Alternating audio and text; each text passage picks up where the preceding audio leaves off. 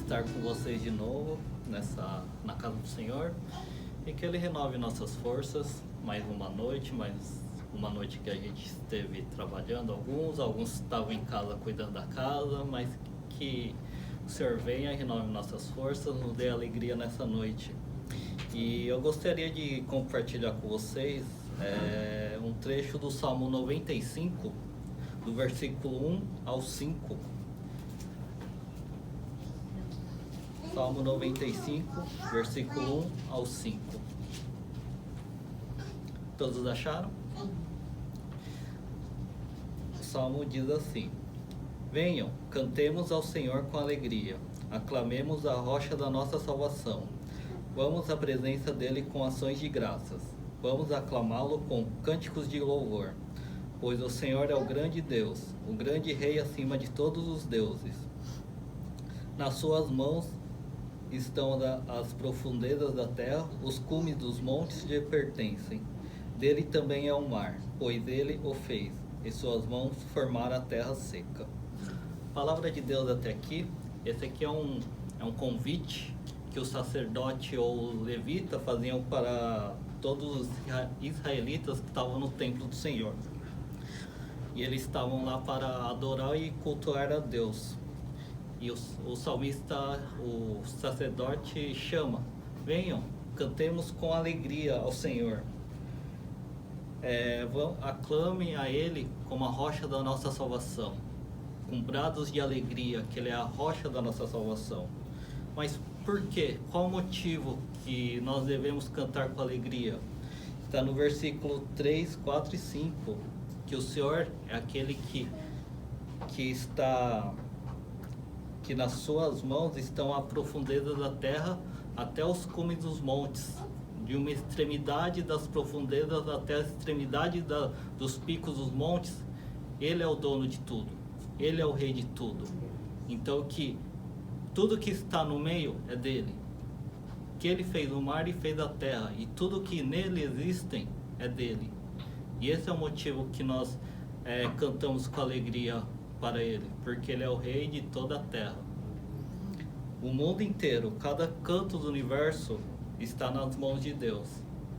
Então que possamos cantar com alegria, adorando o Senhor nessa noite. Nessa noite que até Ele nos deu essa noite, para que cantemos com alegria e exaltamos seu nome. Pois só Ele é digno de todo louvor, toda glória e toda honra. Amém? Convido todos a ficar de pé para orar mais uma vez. Pai, em nome de Jesus, louvado seja o Senhor. Graças te damos, Pai, por estar mais uma vez na casa do Senhor.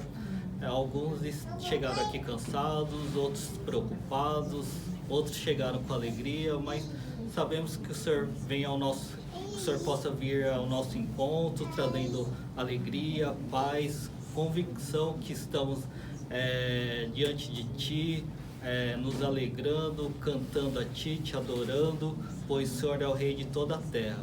O Senhor é o que está regendo sobre todas as coisas nesse mundo.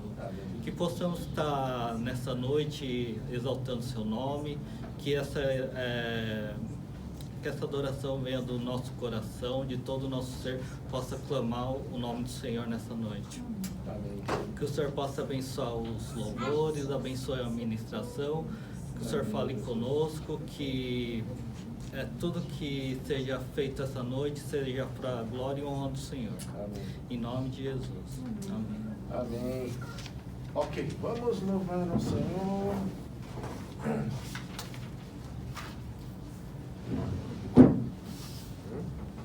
Estamos aqui? Deixa eu...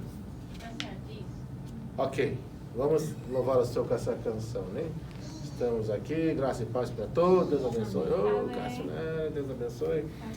Vamos estar louvando. Esse louvor aqui ele é bem antigo, né? Não sei se vocês conhecem, né? É da minha época, né? Estamos aqui, né? Esse aqui eu lembro que na época de quando? De 98, né?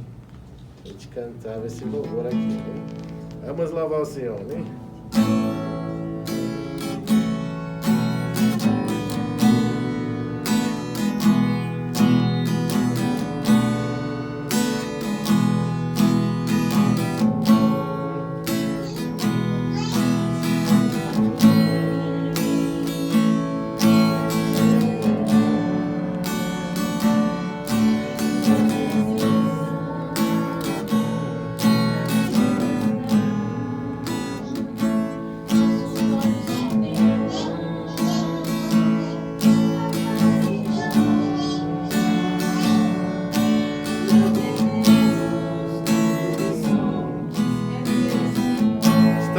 queridos, estamos aqui pra te adorar em tua presença, pra te exaltar.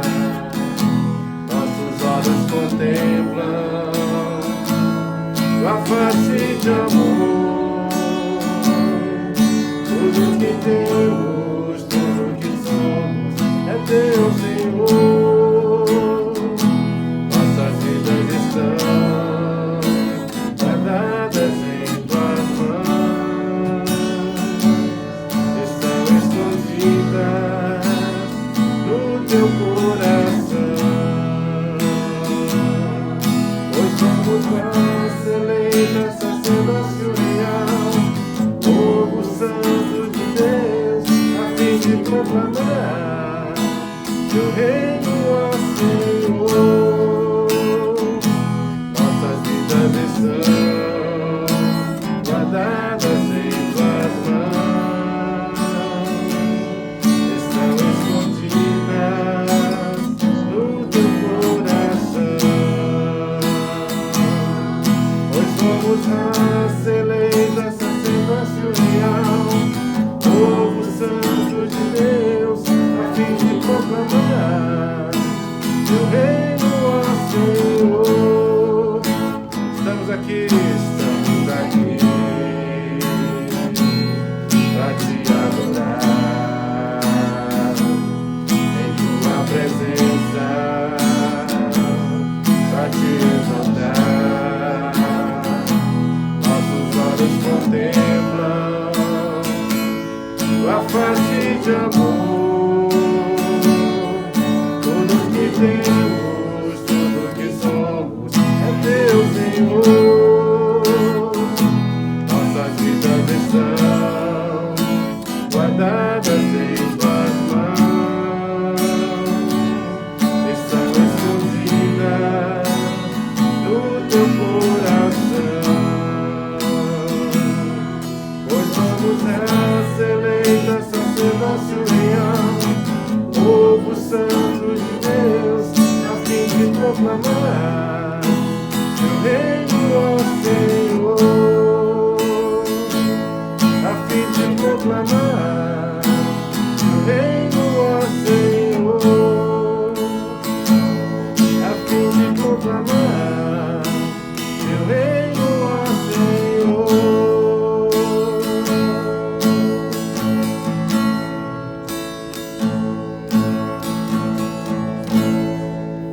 Amém, queridos. Vamos louvar também com essa canção, Dignos é o Senhor. E eu convido a você também que se preparou para estar dizimando, ofertando, que você possa aproveitar também esse momento, para estar fazendo isso de coração voluntário. Amém? Vamos louvar o Senhor.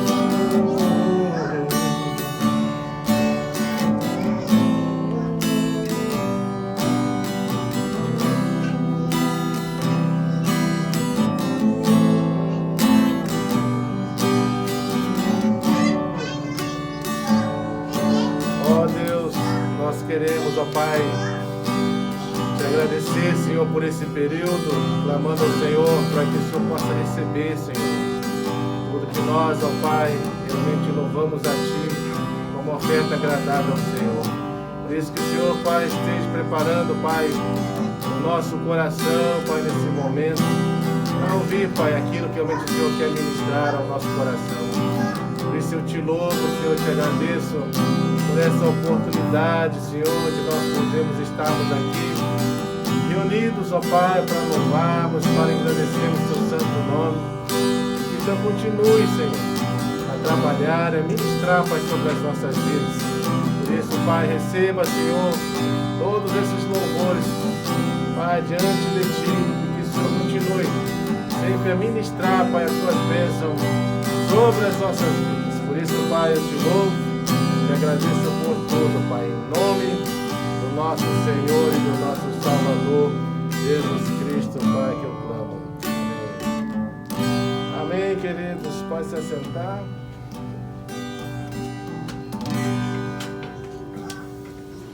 Muito bem, né? Hoje quem vai estar ministrando é o Chuchu, né? Ele vai estar trazendo uma palavra hoje. E ela vai estar tendo a responsabilidade da ministração, ok? Então vamos orar pelo Chuchu. Chuchu. Ok, então vamos orar por ela. E nós vamos pedir ao Senhor, né, para que Deus possa estar ministrando através da sua vida, né? Deus, em nome de Jesus, nós queremos pedir a Tua bênção, a Tua graça, Pai, sobre a vida da minha esposa, clamando ao Senhor para que o Senhor possa usá-la a partir de agora como Teu instrumento e que o Senhor possa falar ao coração, Pai, de toda a Tua igreja nesta hora. Por isso, ministra, abençoa, opera, mova, Pai, com Teu poder, com a Tua graça, que o nosso coração possa estar aberto, os nossos ouvidos atentos para aquilo que o Senhor realmente quer falar ao nosso coração. Por isso eu te louvo e agradeço, em nome de Jesus. Amém. Graça e paz, irmãos. Amém. Convido você a abrir o livro de Oséias, capítulo 5, a partir do verso 14. Quero trazer uma breve reflexão para as nossas vidas.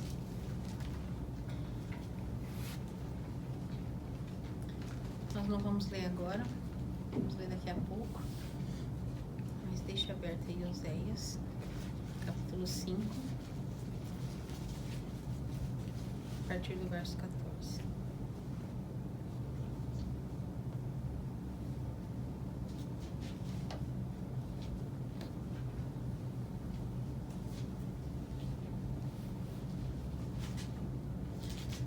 Hoje a nossa reflexão é em cima desse texto, tendo como título um chamado arrependimento.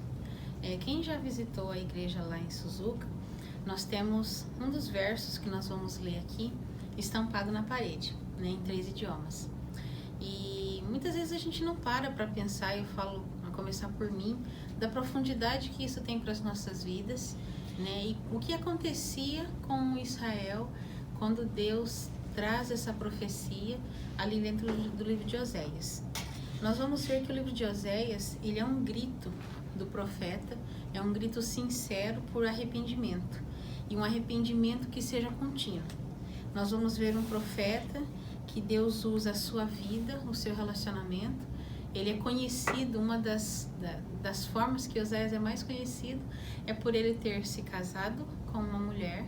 Essa mulher o abandonou, ela vai para um templo de Baal e ela se torna uma prostituta cultual, né? Esse era esse momento todo, e mesmo ela estando ali, Oséias vai, busca ela novamente, trata ela com honra, mas ela gosta de estar lá no prostíbulo, né? No templo, sendo uma prostituta, para os devotos que iam àquele templo, do que realmente ser fiel e realmente entender e receber o amor do seu marido.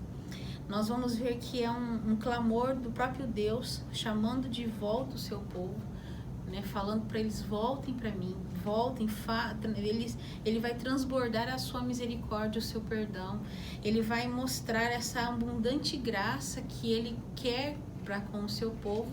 E para nós, leitores posteriores, né, a esses escritos, é quase que impossível que nós não venhamos perceber aqui o quanto a graça de Deus já era demonstrada e o quanto isso tem ligação com o Novo Testamento. Como isso tem a ver com as nossas vidas, que fala não só de Deus chamando o seu povo, mas agora, se a gente olha para o Novo Testamento, ele chamando de maneira clara o que já fazia no Antigo Testamento, mas agora de maneira realmente clara o seu povo ao arrependimento. O propósito desse livro, historicamente, é chamar o Reino do Norte. Creio que vocês já sabem da separação que houver entre os dois reinos. O Reino do Sul com 2 tribos e as outras demais tribos, então agora se juntaram no norte. Isso acontece ali depois que um dos reis, né, começa a tratar o povo com mais dureza. Se não me engano, foi o filho de Salomão. E aí, por causa dessa dureza, o povo se rebela e junto com um dos líderes, eles agora se tornam 2 países. Nós vamos ver que ele vai pregar, ele era, né, a sua descendência era do Reino do Norte, e um outro profeta que pregou junto com ele foi Amós. Amós, apesar de o seu nascimento ser o Reino do Sul, mas Deus o envia para o norte também para pregar. E outros 2 profetas que também foram contemporâneos de Oséias e de Amós é Miqueias e Isaías. Só que a diferença é que eles pregavam para o povo do sul. Deus mandou 2 profetas para o norte e 2 profetas para o sul, e eles mais ou menos que quase na mesma época são contemporâneos. O nome de Oséias significa livramento, e é isso que ele quer trazer ao seu povo. Deus deseja trazer ao seu povo esse livramento.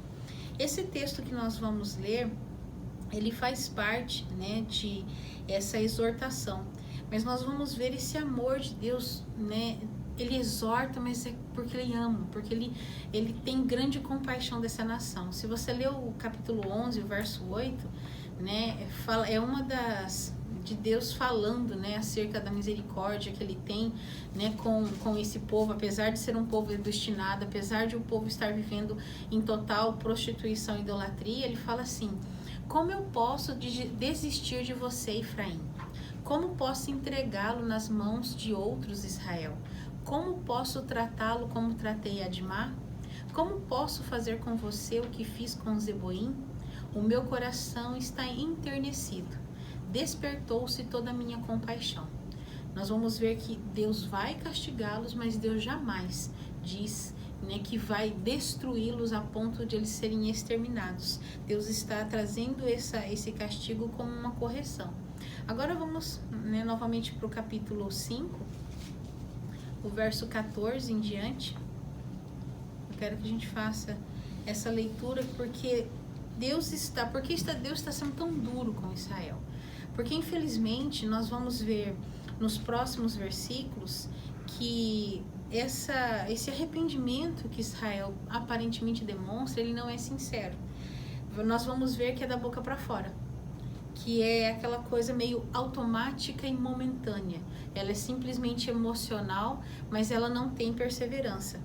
E nós vamos ver que a maioria dos comentaristas, eu achei muito engraçado, um deles se escreve falando assim: olha, as pessoas que trabalharam na divisão de capítulos e versículos na formação da atual configuração da nossa Bíblia, ele fala assim, eles foram infelizes na divisão dos versículos, porque ele falou, na verdade, o capítulo 5, né, principalmente a partir do verso 14, que é o que nós vamos ler até o verso 6, eles são uma seção só.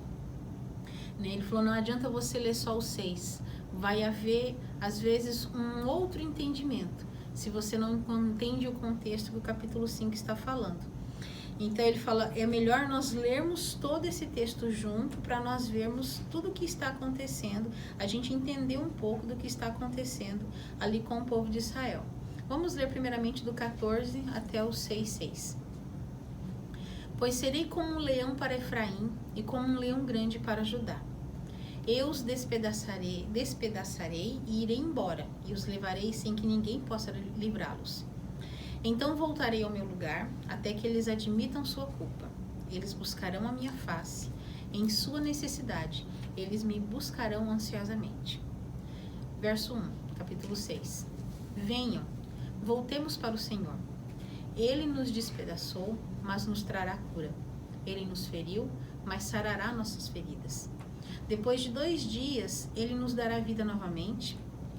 Ao 3º dia, Ele nos restaurará, para que vivamos em sua presença. Conheçamos o Senhor, esforcemo-nos por conhecê-lo.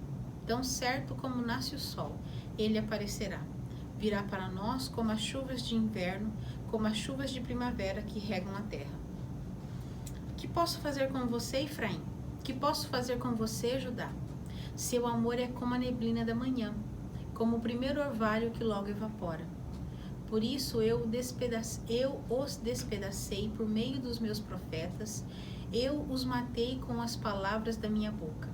Os meus juízos reluziram como relâmpagos sobre vocês, pois desejo misericórdia e não sacrifícios, conhecimento de Deus em vez de holocaustos. Então, toda essa sessão que Deus está falando, né? O capítulo 5, o início do capítulo 5, o meu título fala sobre, no capítulo 5, o julgamento de Israel.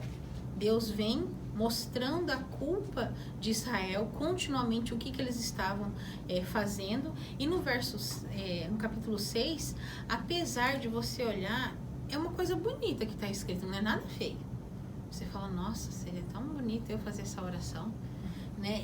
Só que o título desse capítulo é Israel obstinado. Deus julga e tem um Israel obstinado.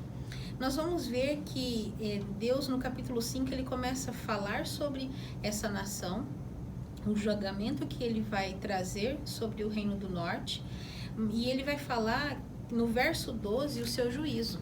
Se você volta um pouquinho, no verso 12 ele vai falar, eu sou como uma traça para Efraim, como podridão para o povo de Judá.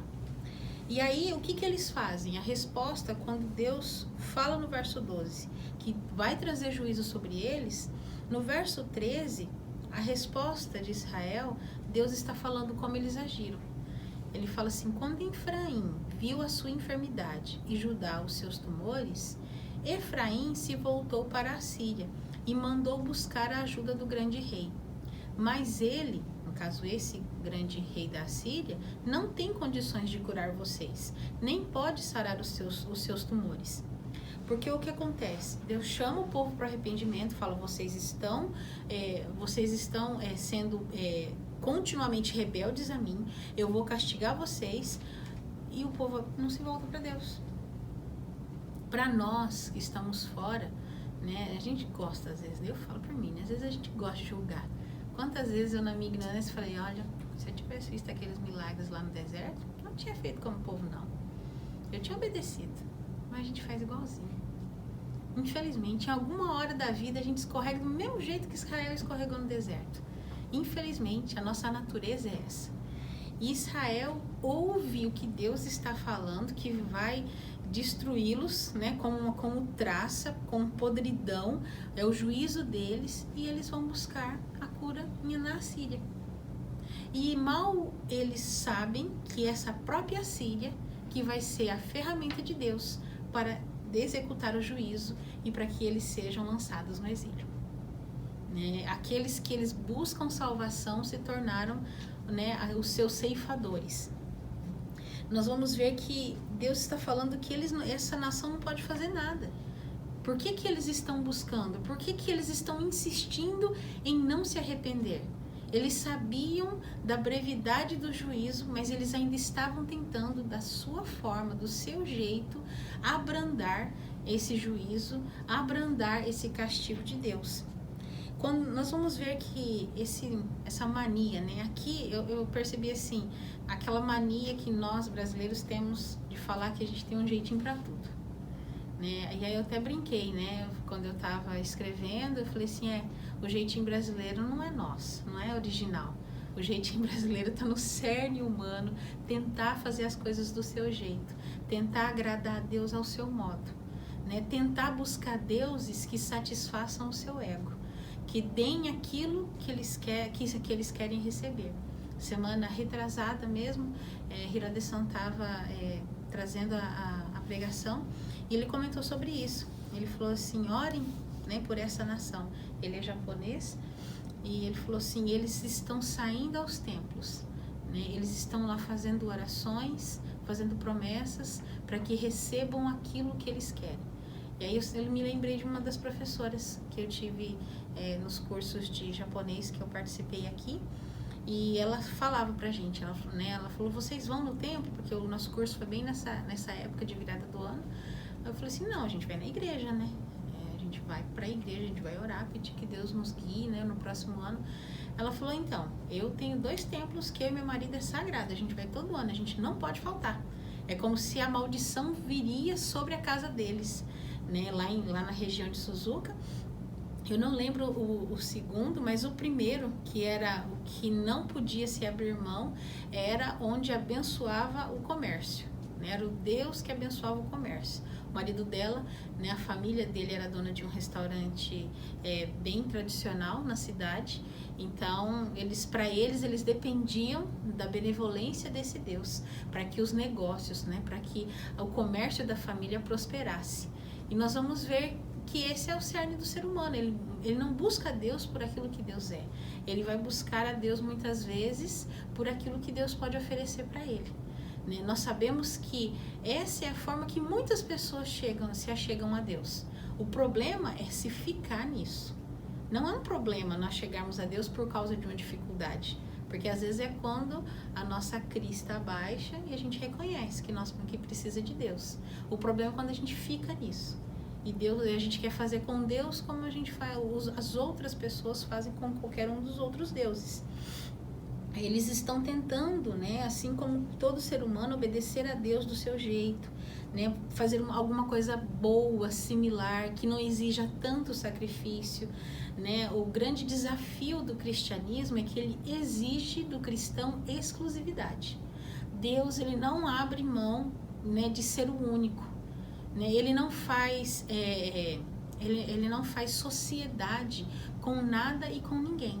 Não tem como. Ele mesmo vai falar no Novo Testamento que Paulo vai falar, né? Nós não podemos servir a 2 deuses, né? Nós não podemos agradar os 2. A gente vai agradar um e desagradar o outro, né? Mas o ser humano mesmo assim continua insistindo, né? Nós vamos ver esse coração obstinado, que entende que não pode fazer nada, mas sempre quer fazer as coisas do seu jeito. E a resposta de Deus vem com a sua indignação. Ele fala, vou castigar vocês. Israel, em vez de buscar ele, corre para a Síria. Deus falou, então tá. Eu já falei que eu vou declarar o juízo. Vocês não me ouviram? O que eu vou ser para vocês? Eu vou ser como um leão. Um leão grande. Vindo, estragando tudo. Vindo, rasgando tudo. Despedaçando tudo, para vocês entenderem e levarem a sério esse arrependimento. E no verso 15, Deus encerra, né, o seu julgamento falando, eu vou voltar agora para o meu lugar até que vocês admitam a sua culpa, né? E vocês vão buscar a minha face, né? Quando vocês tiverem necessidade, vocês vão me buscar ansiosamente. Vá lá para o capítulo 4, por favor, o verso 6. Capítulo 4, verso 6. Em uma das coisas que Deus está condenando Israel dentro do seu julgamento, no capítulo 4, no verso 6, ele fala, o meu povo foi destruído por falta de conhecimento. Uma vez que vocês rejeitaram o conhecimento, eu também os rejeito como meus sacerdotes. Uma vez que vocês ignoraram a lei do seu Deus, eu também ignorarei seus filhos. Uma das acusações de Israel era isso, era ter abandonado o conhecimento de Deus. E aí, o que Israel faz? Israel está se lembrando de tudo que Deus está falando. E eles falam assim, é isso que Deus quer? Né? É conhecimento? Aí volta para o capítulo 6. Por isso que eles vão responder assim, né? Voltemos ao Senhor. Né? Lá no verso 3, ele vai falar, conheçamos e nos esforcemos para conhecer ao Senhor. E só que eles se entregam. Qual que é a motivação do coração deles? Como é leviano esse arrependimento deles no que se segue, no verso 3. Né? Tão certo como como nasce o sol, ele aparecerá. Ele virá para nós como chuvas de inverno, como chuvas de primavera, né, que regam a terra. Nós vamos ver que, no verso 2, se a gente ler antes, eu pulei essa parte, ele fala, né, depois que nós voltemos ao Senhor, ele nos despedaçou, mas nos trará cura. Ele nos feriu, mas ele vai sarar as nossas feridas. Depois de 2 dias, ele nos dará vida novamente. Ao 3º dia, ele nos restaurará. Alguns, né, chegam a falar que isso aqui é falando uma profecia acerca do Messias, o que não ocorre. Dentro do, né, nós sabemos que o Messias, né, ele ao 3º dia ele foi ressuscitado, mas o que está falando aqui dentro do sentido original do texto era a leviandade que Israel via o seu juízo. Falando, não, é só a gente se arrepender, é só a gente falar para Deus que está arrependido, ele vai meio que interromper o seu castigo, né? É aquela criança que ela não quer ser disciplinada, né? E aí ela fala, não, eu vou obedecer, né? Eu lembro que tinha uma das crianças que a gente conheceu e ela meio que ela sabia, né? Ela achou que uma palavra mágica ela ia conseguir convencer os seus pais de não executarem a disciplina que ele merecia. Então, toda vez que ele via os pais com aquela cara assim, tipo, eu aprontei, eles vão me disciplinar, a resposta automática dessa criança era assim, não, eu vou obedecer, né? E teve um dia que foi muito engraçado, que eu comecei a dar risada com os pais, porque eles não falaram nada, eles só olharam. E criança já vai conhecendo com os anos o olhar dos seus pais, né? Quando olhou assim, eu vi que o moleque gelou, não, eu vou obedecer. E os pais falaram, mas eu não disse nada. Né? Mas ela queria de alguma forma já demonstrar um certo arrependimento, por mais que ela nem estava pensando nisso, mas sabia dentro dela que essa palavra mágica era como uma forma de abrandar, né, a dureza de seus pais.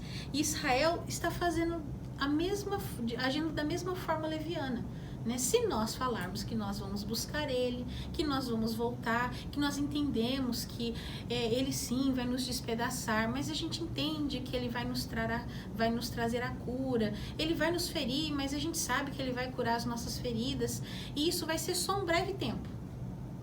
Isso vai ser curtinho, é só a gente demonstrar um pouquinho de arrependimento, né? É só falar que vai voltar um pouquinho para Deus, que então ele vai ter misericórdia da gente.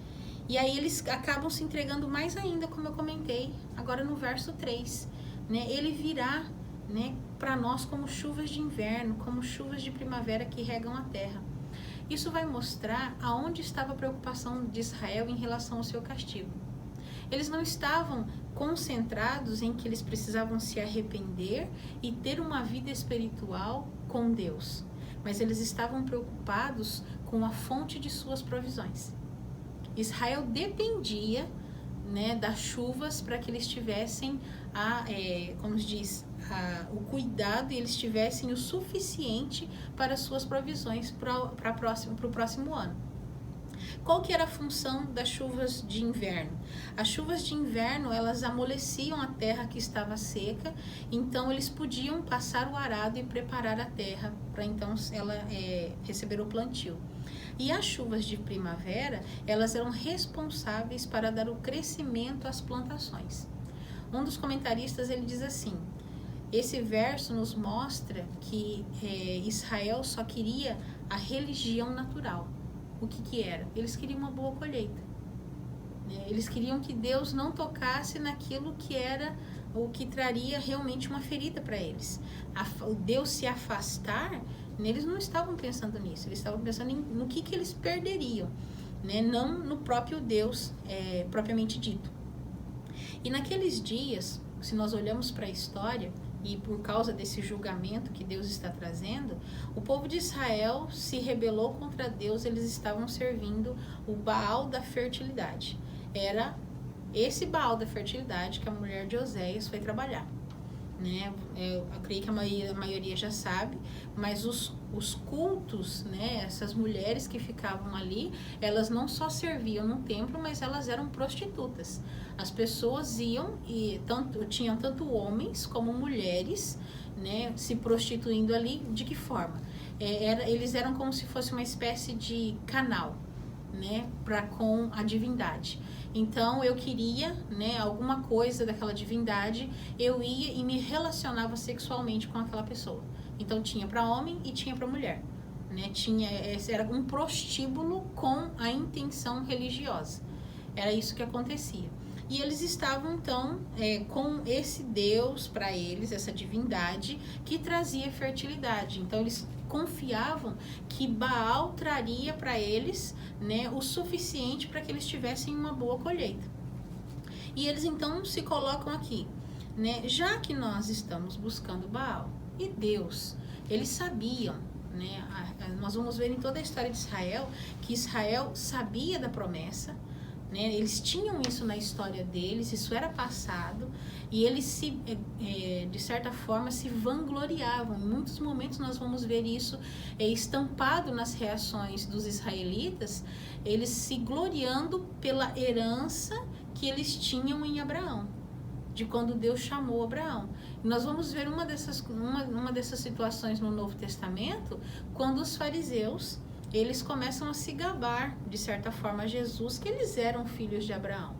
Jesus só, né, tranquilamente responde para eles, né, que isso não era algo que eles deviam se vangloriar. Porque se Deus quisesse, Deus pegava as pedras e fazia filhos para Abraão. Né, que não era isso a garantia deles. Eles não podiam se vangloriar e achar que estavam garantidos porque estavam dentro da promessa. Então, essa promessa muitas vezes era interpretada por Israel com esse coração leviano, né? Quando as coisas apertavam no final das contas, nós somos filhos de Abraão. Deus chamou, Deus prometeu a Abraão que faria dos seus descendentes mais numerosos do que a areia, mais numerosos do que as estrelas no céu. Isso dava a eles essa leviandade para pecar. É só voltar.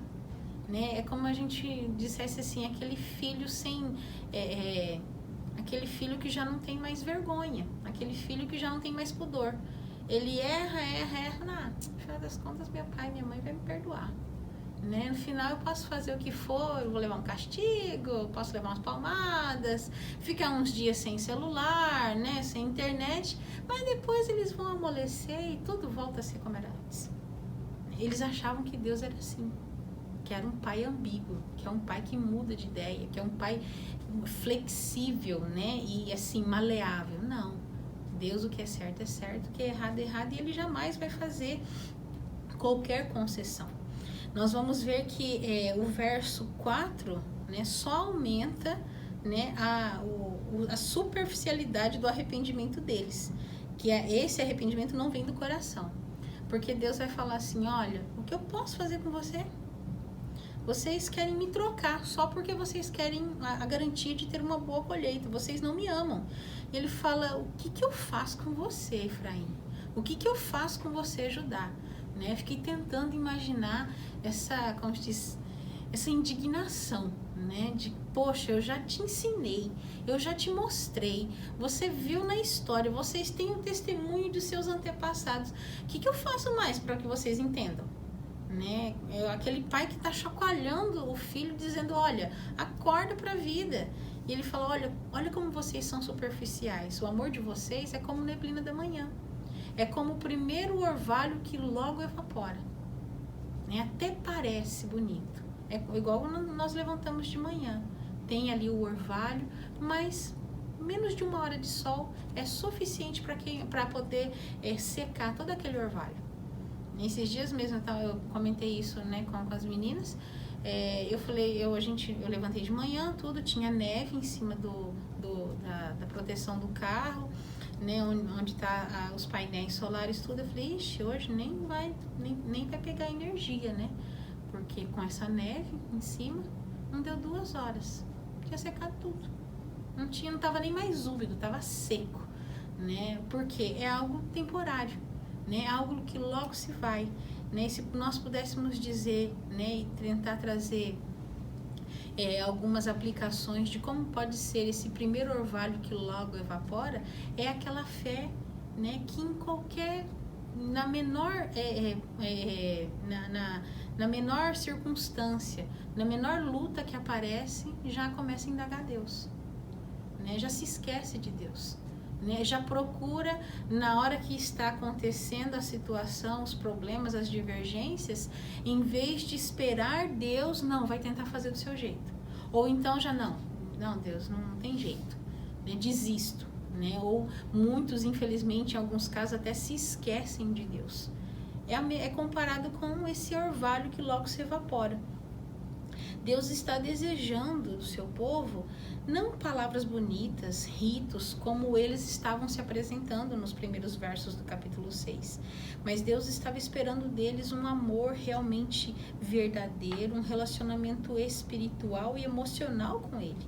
Um relacionamento de envolvimento, né? E se nós colocarmos isso, trazendo para os nossos dias, Deus espera de nós, e nós somos desafiados todos os dias a buscarmos um relacionamento verdadeiro com Deus, né? Nós pregamos como igreja que o relacionamento com Deus não são as bênçãos que Ele nos dá. Nós não nos achegamos a Deus para ter prosperidade. Nós não nos achegamos a Deus para sermos livres da pandemia. Eu sempre tenho falado isso para os irmãos e para as irmãs. Falei, se a gente tiver que pegar, a gente vai pegar. Agora a gente não pode ir atrás. A gente não pode provocá-lo. Seria, como se diz, leviandade da nossa parte, nós provocarmos, né? Irmos atrás. Mas que pode acontecer? Pode. Não é porque é crente não pega. Tá aí, tá cheio de crente que pegou. Teve alguns que morreram. E nós entendemos que mesmo isso acontecendo, Deus sabe. E essas coisas só aconteceram porque Deus assim permitiu.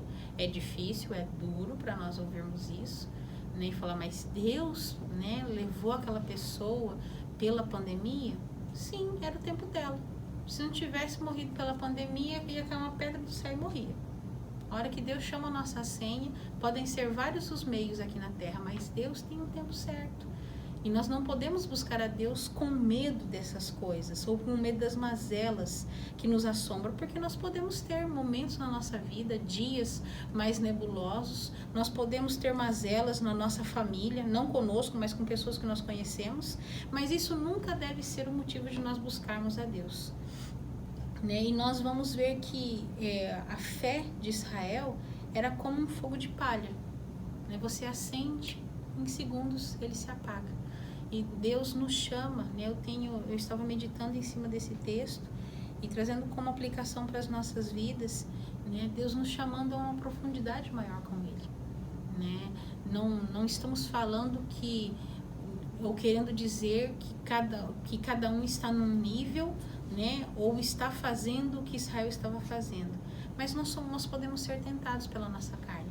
Com toda a fé, com todo o amor, com todo o apego e zelo que nós temos a Deus, nós temos uma raiz pecaminosa. Nós temos uma luta interna dentro de nós. E nós podemos ter dias de tentação, em que nós vamos querer desejar o que está lá fora e não a vontade de Deus, né? E quando nós venhamos olhar novamente esse texto, né, nós venhamos olhar com ele, né, e dizer, conheçamos o Senhor, nos esforcemos por conhecê-lo. Ele sim, realmente aparecerá. Ele que virá para nós com chuvas de inverno. É Ele que trará toda a provisão para a nossa vida. Mas a nossa fonte de buscá-lo é porque nós queremos conhecê-lo. Acima de tudo, porque Ele se fez conhecido a nós. Ele se revelou. A Bíblia fala que nós vimos a sua glória, a glória como unigênito do Pai. Que o Verbo se fez carne. Que Ele se humilhou e Ele veio ser como nós. Isso nos dá e deve nos dar fortalecimento e fé para que nós venhamos buscar a Deus de todo o coração, meus irmãos. Deus nos ajude nesse próximo ano. Nesse ano que está começando, a gente está aí nos primeiros dias do ano e dizer, Senhor, ajuda-me esse ano a ser mais fiel a Ti do que eu fui ano passado. Ajuda-me a Te amar mais do que eu amei até hoje. eu quero te amar mais, eu quero te buscar mais, eu quero um relacionamento contínuo, né, ardente, né, de intimidade contigo. Eu quero conhecer-te mais. Eu falo que dentro do coração do cristão, nós devemos ter uma insatisfação sadia, se fosse essa palavra. Que é o que? A gente não se contenta. Fala assim, tá bom, essa vida aqui, conheci Jesus, vou pro céu, passo uns anos aqui, vamos levando até quando Jesus vier nos buscar. O crente ele não pode se contentar com isso. Né? Deus é uma fonte de água viva que está derramando continuamente. A Bíblia fala lá em Apocalipse sobre o rio que sai do trono. Eu gosto muito desse texto, né, que fala que o rio que sai do trono, que as plantas que estão ali, né, na beira do rio, que elas dão fruto o ano todo. Falando da fertilidade, da vida que tem nesse rio. Né, que ele vem e ele sara. E Deus está com esse rio em cima de nós continuamente.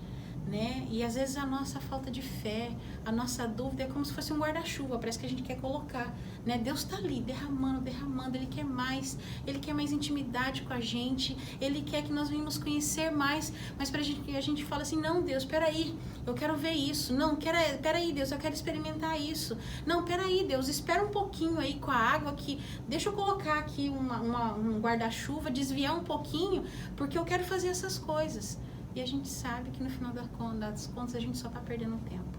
Deus nos ajude a realmente dizer, Senhor, eu quero ir, eu quero me voltar para Ti. Né? Eu quero entender que o Senhor tem misericórdia sempre da minha vida. Né? Que Deus nos ajude a viver isso. Feche seus olhos, querido. Vamos orar? Nós te